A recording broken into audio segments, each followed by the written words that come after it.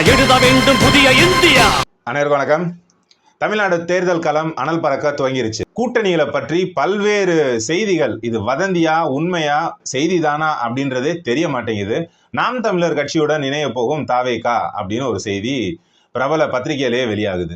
அதே சமயத்துல விசிகால புகைச்சல் ரொம்ப அதிகமாயிருச்சு. டிஎம்கே கூட்டணியை விட்டு அவர் வெளியே வருவார் அப்படின்னும் பேசப்பட்டுச்சு.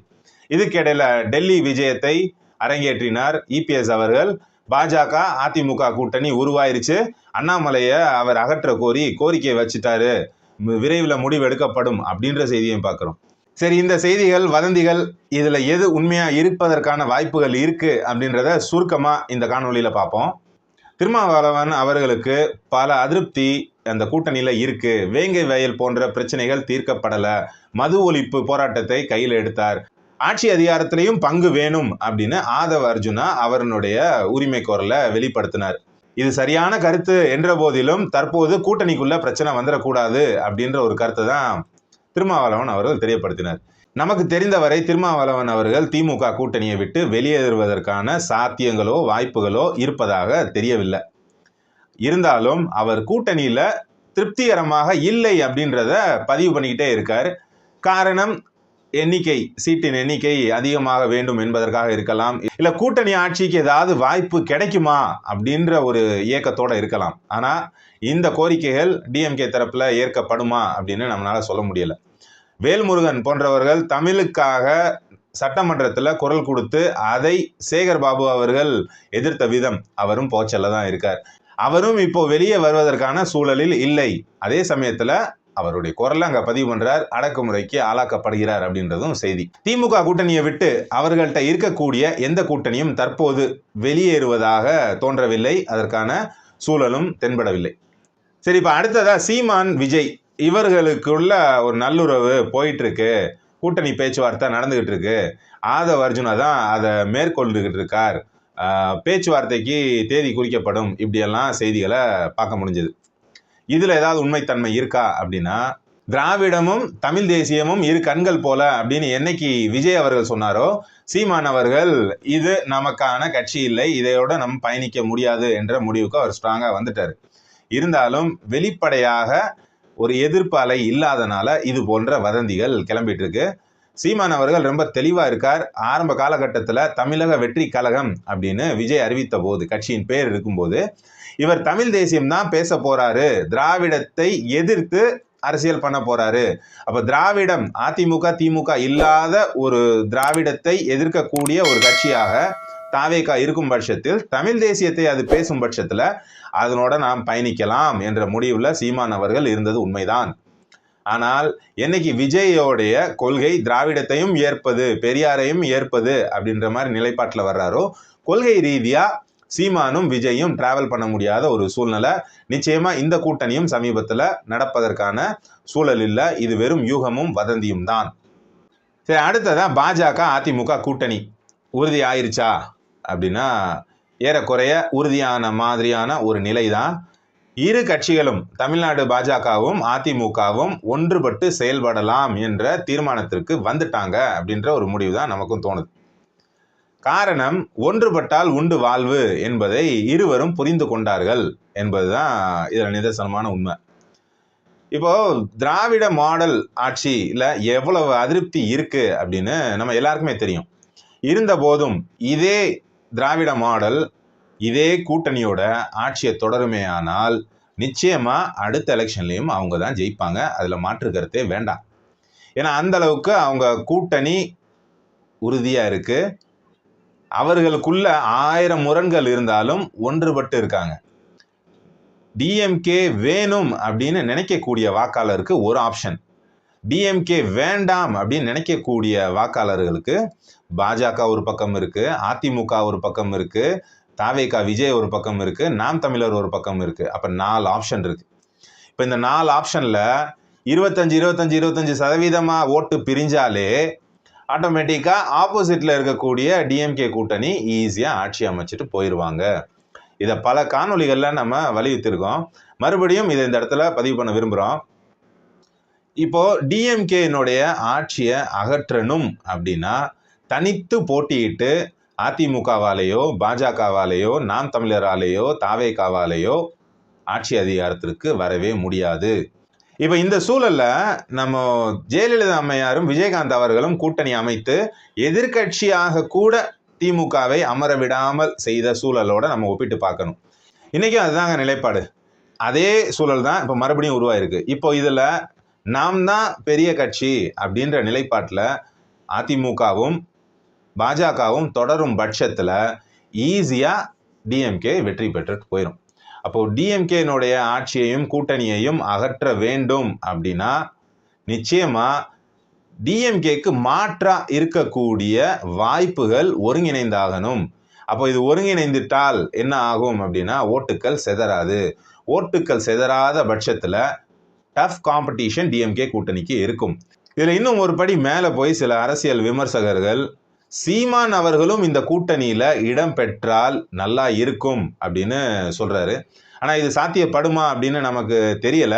இருந்தாலும் அவரும் ஒருவேளை இந்த கூட்டணியில இணைந்தால் நிச்சயமாக தீர்க்கமான வெற்றியை இவர்களால் பெற முடியும்.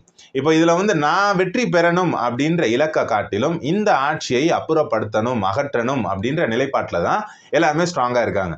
அப்போ அந்த விஷயத்துல கிளியரா இருக்கிற பட்சத்துல இவர்களுடைய கூட்டணி பாஜக, அதிமுக, பாஜகவுடன் போன எலெக்ஷன்ல சேர்ந்து சந்திச்ச கட்சிகளும் இந்த கூட்டணியை தொடர்வதற்கான வாய்ப்பு இருப்பதாக தெரிகிறது. இருந்தாலும் அவர் பத்திரிகையாளர் சந்திப்புல இதை பத்தி வெளிப்படையா பேசலையே. தமிழ்நாட்டினுடைய குரல்களை, அநீதிகளை உள்துறை அமைச்சர் அமித்ஷா அவர்களுக்கு எடுத்துரைப்பதற்காக தான் நான் போனேன் அப்படின்னு சொல்றாரு. அப்படின்னாலுமே மறைமுகமாக பேசப்பட்ட விஷயங்கள் இரு கட்சிகளும் கூட்டணிக்கு தயாரான நிலையில இருக்காங்க. அடுத்தடுத்த நகர்வின் போது இது வெளிப்படுத்தப்படும். ஏன்னா ரெண்டு கட்சிகளுக்குமே நேரடியா எந்த ஒரு பிரச்சனையுமே இல்லை. அவர்களுக்குள்ள இருக்கக்கூடிய பிரச்சனை என்ன அப்படின்னா அண்ணாமலை அவர்களுக்கு தமிழ்நாட்டில் பாஜக வளர்த்தே ஆகணும் அப்படின்ற நிலைப்பாட்டில் அவர் இருக்காரு. இபிஎஸ் அவர்கள் அதிமுகவை நான் வளர்த்தே ஆகணும், அப்போ என் கட்சி பெருசா உன் கட்சி பெருசா அப்படிங்கும்போது ரெண்டு பேரும் சேர்ந்து டிராவல் பண்ணோம்னா நம்மளுடைய ஸ்பேஸ் தெரியாது, நம்மளுடைய பலம் தெரியாது அப்படின்னு தான் போன எலெக்ஷன்ல அவங்க தனித்து போட்டியிட்டாங்க. போன எலெக்ஷன்ல தனித்து போட்டியிட்டு இருவருமே அந்த வெற்றியை அனுபவிக்க முடியாத நிலை வந்ததுக்கு பின்னால் சரி இப்போதைக்கு நான் பெரியாளா நீ பெரியாளா அப்படின்னு பார்க்க வேண்டிய சூழல் இல்லை. இந்த சூழல்ல நமக்கு பொதுவாக இருக்கக்கூடிய சவால் என்ன, எதிரி யார் என்று தீர்மானித்து அவர்களை ஆட்சி அதிகாரத்திலிருந்து இறக்க வேண்டும் என்பதற்காக இந்த கூட்டணி பேச்சுவார்த்தை அடுத்த கட்டத்திற்கு நகர்ந்திருப்பதாக தெரியுது. இப்போ இதுல அண்ணாமலை அவர்களை மாற்றி ஆக வேண்டும் அப்படின்னு இபிஎஸ் அவர்கள் கோரிக்கை வச்சிருக்காரு. டெல்லி மேலிடம் அதை பரிசீலனை பண்ணிக்கிட்டு இருக்கு அப்படின்னு ஒரு சில செய்திகள் வருது. நிச்சயமா இது மாதிரியான கோரிக்கை இவர் வைத்ததாக தென்படவில்லை. அதே போல் இவர் அந்த கோரிக்கையை வைத்திருந்தாலும் பாஜக மேலிடம் அதை ஏற்க போவதும் இல்லை. ஏன்னா இது அந்தந்த கட்சியினுடைய விவகாரம். இப்போ இந்த நபரை எலெக்ஷன்ல நிக்க வைக்காதீங்க அப்படின்னு பாஜக தரப்புல இபிஎஸ் அவர்கிட்ட சொன்னா அவர் கேட்பாரா? ஜெயக்குமாருக்கு சீட்டு கொடுக்காதீங்க அப்படின்னா கேட்டுருவாங்களா? இல்ல செங்கோட்டையன் அவர்களுக்கு இந்த தொகுதியை ஒதுக்குங்க அப்படின்னா அவங்க கேட்பாங்களா? இல்ல இந்த நபர்கள் போட்டியிடவே கூடாது, கட்சியில இருந்து நீக்குங்கன்னா இவர் கேட்பாரா? ஓபிஎஸ் அவர்களை கட்சியில இணைத்துங்க, ஒன்றுபட்ட அதிமுகவா இருக்கணும் அப்படின்னு முற்காலங்கள்ல அவங்க சொன்னது உண்மைதான். ஆனா அதையே இவர் செயல்படுத்தாத நிலையில அவர் உட்கட்சி விவகாரங்கள்ல இரு கட்சிகளுமே தலையிடாது என்பதுதான் நிலைப்பாடு. இப்ப அடுத்ததா கேட்கப்படக்கூடிய கேள்வி என்னன்னா, இப்ப பாஜகவும் அதிமுகவும் ஒன்றிணைந்துட்டால் ஓபிஎஸ் அவர்கள் என்ன பண்ணுவாரு, டிடிவி தினகரன் என்ன பண்ணுவாரு, சசிகலா அம்மையார் என்ன பண்ணுவாங்க, இவங்க எல்லாமே மறுபடியும் அதிமுகல ஒன்றிணைஞ்சிருவாங்களா அப்படின்னு கேட்டா அதிமுகல ஒன்றிணைவதற்கான வாய்ப்புகள் மிக குறைவு அப்படின்ற மாதிரி தான் நம்மளுடைய கண்ணோட்டம். காரணம் இபிஎஸ் அவர்கள் கடந்து வந்த பாதை உங்களுக்கு நல்லாவே தெரியும். எங்க இருந்தவர் இப்ப எங்க இருக்காரு. இப்ப அவர் ஒரு நிலைப்பாட்டுல தெளிவா இருக்காரு. ஒற்றை தலைமை தான் வேணும், அந்த ஒற்றை தலைமை நானாக தான் இருக்க வேண்டும் அப்படின்ற நிலைப்பாட்டுல தான் ஒவ்வொருத்தரையா எந்தெந்த காலகட்டங்கள்ல ஒதுக்க வேண்டுமோ ஒதுக்கினார். இப்போ மறுபடியும் இவர்களை கட்சிக்குள் அனுமதித்தால் மறுபடியும் தலைமையே கேள்விக்குறியாகிவிடும், தன்னுடைய ஆளுமையை தான் இழக்க நேரிடும் என்ற ஒரு விஷயத்துல அவர் ரொம்ப தெளிவா இருப்பார் அப்படின்றதுதான் நம்மளுடைய யூகமும். அப்போ இந்த நிலை தொடரும் போது அவர்கள் கட்சிக்குள் இணைவதற்கான சூழல் இல்லை. டிடிவி ஒரு பக்கம் மேல போய் தனிப்பட்ட முறையில கட்சியை நடத்திக்கிட்டு இருக்காரு. அப்போ அவர் அதிமுகல செயல்படுவதற்கான வாய்ப்பு இல்லை. ஓபிஎஸ் அவர்களை அனுமதிப்பாரா அப்படின்றதும் கேள்விக்குறி. அப்போ இது பாஜகவுக்கு ஒரு தர்ம சங்கடமான சூழ்நிலை. ஏன்னா பாஜகவினோட அவர்கள் பயணித்தார்கள் போன தேர்தலில். அப்ப அவங்களோட நிலை என்ன அப்படின்னா, ஒருவேளை கூட்டணியே அமைஞ்சிருச்சு, கூட்டணி அமைஞ்சு தேர்தலை சந்திக்க போகும்போது பாஜகவுக்கு ஒதுக்கப்படும் இடங்களில் ஓபிஎஸ் அவர்களுக்கோ டிடிவி அவர்களுக்கோ சீட்டு கொடுப்பதற்கான வாய்ப்பு இருக்கு. அப்ப அந்த மொத்த கூட்டணியில அவர்கள் இருப்பார்கள், ஆனா அதிமுகவுடன் அவர்கள் இணைவதற்கான வாய்ப்பு இல்லை என்பதுதான் தற்போது உள்ள அரசியல் கூட்டணியில இருக்கக்கூடிய நிலவரமா நம்ம பார்வைக்கு தென்படுது. இப்ப இதை பற்றியான அடுத்த அதிகாரப்பூர்வ செய்திகளை விரைவில் எதிர்பார்க்கலாம் அப்படின்ற மாதிரி சூழ்நிலை இருக்கு. அதிகாரப்பூர்வமா இந்த செய்தி வந்ததுக்கு பின்னால் பல சர்ச்சைகள் வெடிக்கும். பாஜகவை பத்தி இபிஎஸ் என்னென்ன பேசினார் அப்படின்ற காணொலி வெளியே வரும். அன்றும் இன்றும் அப்படின்ற மாதிரி ஸ்லைடு போடப்படும். அதுக்கப்புறம் அண்ணாமலை அவர்கள் அண்ணாவை அசிங்கப்படுத்தினாரு, ஜெயலலிதா அம்மையாரே குறை சொன்னாரு, பெரியாரை இகழ்ந்து பேசிட்டாரு, இதை பத்தி உங்களுடைய கருத்து என்ன அப்படின்னு திருப்பி இந்த மாதிரியான விஷயங்கள் எல்லாமே வெளியே வரும். இது வெளியே வந்தாலும் பெரிய பாதிப்பு தாக்கம் ஏற்படுத்துமா அப்படின்னா பெருசா ஒன்றும் தாக்கம் ஏற்படுத்த போறது இல்லை. ஏன்னா அன்றும் இன்றும்ல பல ஸ்லைடு நம்ம பார்த்துட்டோம்.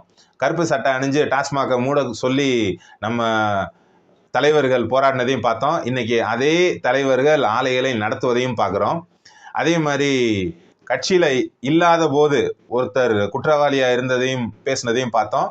அவர் தான் கட்சிக்குள்ள வந்ததுக்கு அப்புறம் தியாகியா மாறினதையும் பார்த்தோம். அப்ப இது எல்லாமே மக்கள் பார்வையில பெரிய தாக்கத்தை ஏற்படுத்தல தானே. அதே புரிதல் மீண்டும் தொடரும். இப்போ இவங்களுடைய நிலைப்பாடானது ஒன்றுபட்டு இந்த தேர்தலை சந்தித்தால் நாம் ஆட்சி அதிகாரத்திற்கு வருவதற்கான வாய்ப்புகள் இருக்கு. இன்னொன்று, பாஜகவினுடைய ப்ரொஜெக்ஷன் இந்த தேர்தலை காட்டிலும் அடுத்து வரக்கூடிய நாடாளுமன்ற தேர்தல் தான் அதிகமாக இருக்கும். அண்ணாமலை அவர்கள் மாற்றப்படுவதற்கான சூழலும் இல்லை. ஒரு 3 ஆண்டுக்கு அவர் தலைவராக தொடர்வார் என்பதுதான் தற்போது இருக்கும் நிலவரத்தில் நமக்கு கிடைக்கக்கூடிய செய்திகள். அடுத்த சில காணொலிகளில் இதனுடைய பரிணாம வளர்ச்சியை பற்றி நம்ம தொடர்ந்து விவாதிப்போம். மீண்டும் ஒரு நல்ல காணொலியில் உங்கள் அனைவரையும் சந்திக்கிறேன். நன்றி, வணக்கம்.